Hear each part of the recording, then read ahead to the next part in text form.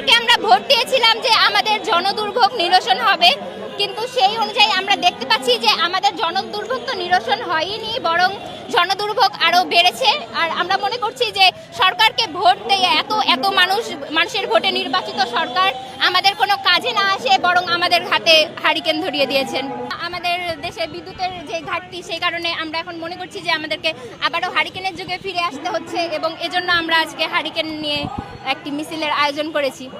হ্যাঁ, আমরা দেখছি না যে উনি যখন সরকারে এসেছিলেন বা সরকারে আসার পূর্বে তিনি অনেক কথা বলেছিলেন যে জনগণের উদ্দেশ্যে এই কাজ করবেন ওই কাজ করবেন, কিন্তু আমরা বর্তমানে কোনো রকম কাজেরই নমুনা দেখতে পাচ্ছি না। বড়জোর আগে যা ছিল অন্তর্বর্তী সরকার আমলে, আমরা দেখতে পাচ্ছি যে এখন অবস্থা তার চেয়ে আরও ভয়াবহ। দেশে বিদ্যুৎ নাই, গ্যাস নাই, জনগণের দ্রব্যমূল্যের নিত্য প্রয়োজনীয় দ্রব্যমূল্যের প্রচুর পরিমাণে দাম, আমরা বাজার করতে পারছি না, আমাদের রান্নার গ্যাস নাই, আমাদের বিদ্যুৎ নেই।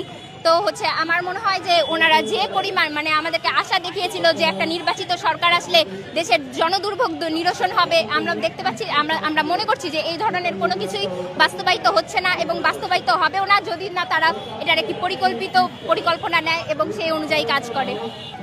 আমার মনে হয় যে এভাবে যদি দ্রব্যমূল্যের ঊর্ধ্বগতি বাড়তে থাকে এবং দেশে যদি বিদ্যুৎ না থাকে, গ্যাস না থাকে, দুর্ভোগ যদি এভাবে কন্টিনিউয়াসলি চলতে থাকে, গাড়িগুলো যদি গ্যাস না পায়, তাহলে একসময় দেশের জনগণ রাস্তায় নেমে আসতে বাধ্য হবে। কারণ আমাদের নিত্য প্রয়োজনীয় দ্রব্য এগুলো আমাদের সবসময়ই লাগে, আর এগুলো ছাড়া দেশের জনগণ তো সঠিকভাবে যে জীবন পরিচালনা করবে সেটা পারে না।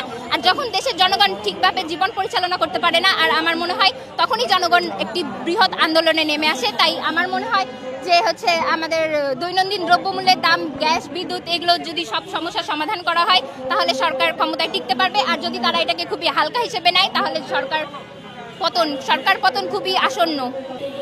আমার মনে হয় যে বর্তমানে সরকার একেবারেই ভুল পথে আছে। তারা জনগণের ম্যান্ডেট বুঝতে পারছে না, জনগণ কি চাচ্ছে, জনগণ কি করলে জনগণের লাভ হবে, জনগণ